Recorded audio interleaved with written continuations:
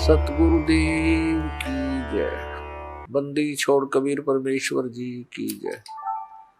बंदी छोड़ गरीबदास जी महाराज जी की जय। स्वामी रामदेवानंद जी गुरु महाराज जी की जय।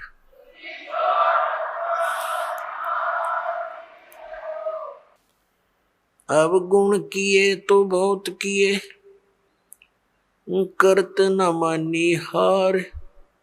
बावे बंदा बख्श दियो, बावे गर्दन उतार। परम पिता परमात्मा पूर्ण ब्रह्म परम अक्षर ब्रह्म कबीर परमेश्वर जी हैं। ये अनंत ब्रह्मांडों के उत्पादक हैं, ये सब के सृजनहार हैं। परमात्मा की खोज में आत्मा उसी दिन से लग गई जिस दिन से ये इस काल के जाल में फंसी थी। क्योंकि जो सुख इस आत्मा को सतलोक के अंदर था, यहां इस काल के लोक के किसी कोने में नहीं है। उस सुख की खोज करते करते ये महास्वर्ग में भी पहुंच गई, जिसको यहाँ का सबसे सुप्रीम यानी सबसे श्रेष्ठ सुख में स्थल बताते हैं। वहां भी वो सुख नहीं है, वहां भी ऐसे ही आग लगी है जैसे इस पृथ्वी पर है। वहां पर भी वही प्राणी है जो यहाँ शुभ कर्म करके अच्छी भक्ति करके इस काल के सतर की, और वहां पहुंच गए। वहां उनको अच्छी पोस्ट मिल गई, देव शरीर प्राप्त हो गया, वहां का जो सुंदर शरीर है। और जो यहाँ राग द्वेष, ये काम क्रोध मोह लोभ अहंकार, ये सारे विद्यमान है, खचाखच भरे हम ऊपर के लोकों के में रहने वाले प्राणियों में। तो वहां भी ये ऐसे ही अपना टाइम पास करके फिर नरक में चले जाते हैं। नरक का समय पूरा करके फिर ये 84 लाख योनियों में भटकते रहते हैं। पुण्यात्माओं, परमात्मा पाने के जो साधन है वो भिन्न भिन्न नहीं है। एक ही मंत्र है, एक ही विधि है, यानी एक जैसे ही वो सब क्रियाएं हैं। और हम परमात्मा पाने के लिए कोशिश करते करते अपने जीव सतर की सोच से और अन्य लोक वेद के आधार से हम महापुरुषों से मिलते हैं। क्योंकि ये विशेषकर हिंदू धर्म के प्राणियों में, पुण्यात्माओं में एक विशेष आस्था है परमात्मा की, और उनको इतना ज्ञान है सदग्रंथों के आधार से कि गुरु के बिना मोक्ष नहीं होता। ये तो प्रत्येक हिंदू धर्म के पुण्यात्मा के, चाहे कोई भक्ति करता है या ना करता है, तो वो भी ये जरूर अवश्य कहता है कि वे गुरु बिन मोक्ष नहीं। तो ऐसी व्यवस्था अन्य किसी भी धर्म में नहीं रही। जैसे सिख धर्म के अंदर गुरु परंपरा थी, लेकिन बाद में वो केवल गुरु ग्रंथ साहिब को ही गुरु मानकर अपना अध्यात्म क्रियाएं करने लगे। लेकिन वक्त गुरु का होना अनिवार्य है। जैसे ये पवित्र ग्रंथ, गुरु ग्रंथ साहिब, पवित्र श्रीमद् भगवत गीता, पवित्र वेद, पवित्र पुराण, ये तो एक आदरणीय सदग्रंथ है, महापुरुषों की जानकारी है, भगवान के विषय में लिखा है इसमें। ये तो ऐसा समझो कि हमारे औषधि की बुक हो, औषधि की पुस्तक है और उसके जानकार की आवश्यकता है जो वैद्य हो, और वैद्य वही सफल होता है जो औषधि की पुस्तक में लिखी हुई सब जड़ियों को इकट्ठा करके मिला कर समझ के जड़ी बनाता है।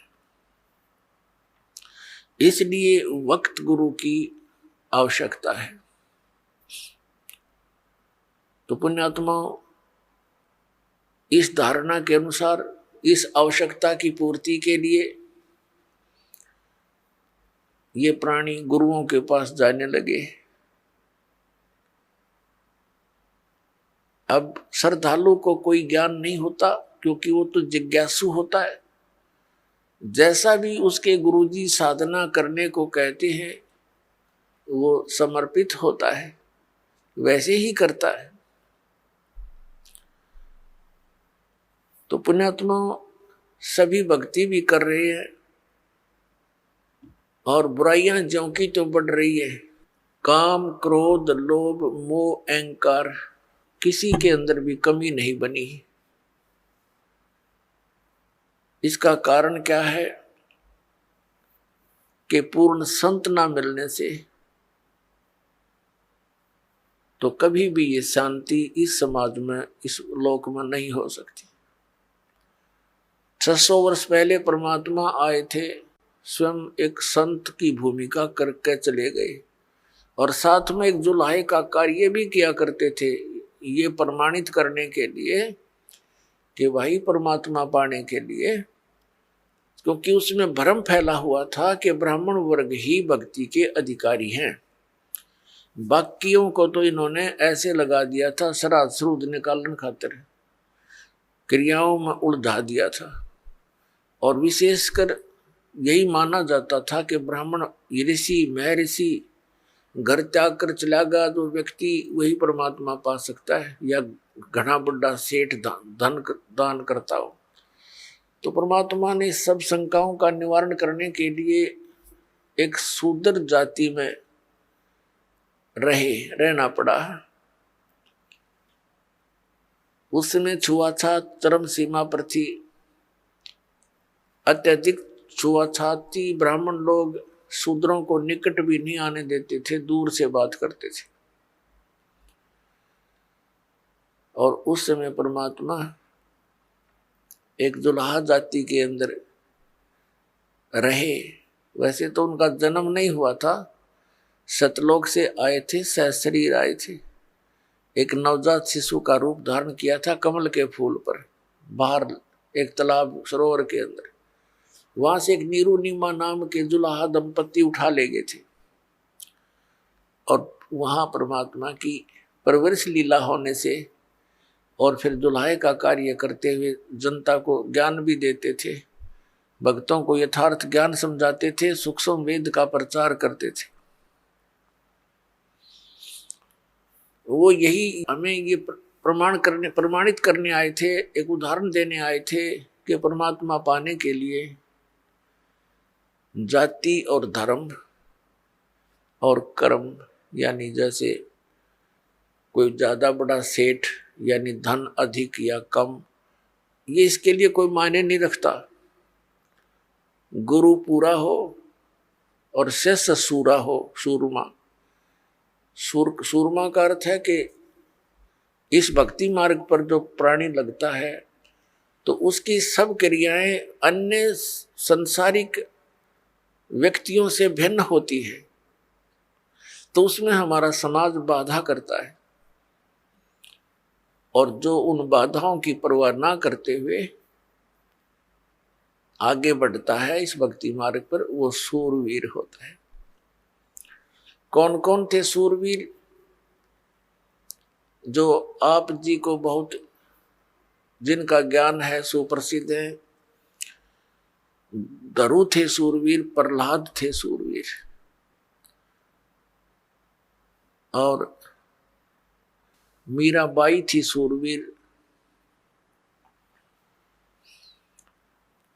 और स्वयं परमात्मा तो वो मालिक थे ही थे, वो तो सूरवीरों के सूरवीर और सब भगवानों के भगवान कबीर परमेश्वर जी। और अब वर्तमान में ये दास देख रहा है कि मेरे इस परमात्मा के ज्ञान से परिचित इस दास के अनुयायी ये सूरवीर,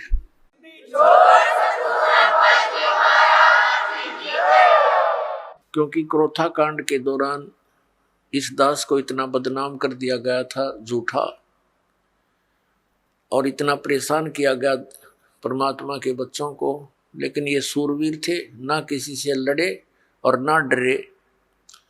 संत का यही एक नियम होता है, लड़े भी नहीं और डरे भी नहीं, तो परमात्मा साथ देता है। आज हम सफल हुए, पूरा विश्व के अंदर ये ज्ञान जाएगा, परमात्मा का साथ हमारे साथ रहा और रहेगा, क्योंकि ये काम उसी परमात्मा ने शुरू करवाया है। ना हमारा कोई खानदानी पेशा, ना दादे परदादे माता पिता ने कभी यो काम कराया, ना दास को ये मजदूरी दी, तो दास का उसी दिन से ये अटल इरादा बन गया था, सिर जाओ चाहे डट जाओ, परमात्मा के चरणों में ये शीश जाए तो सफल हो।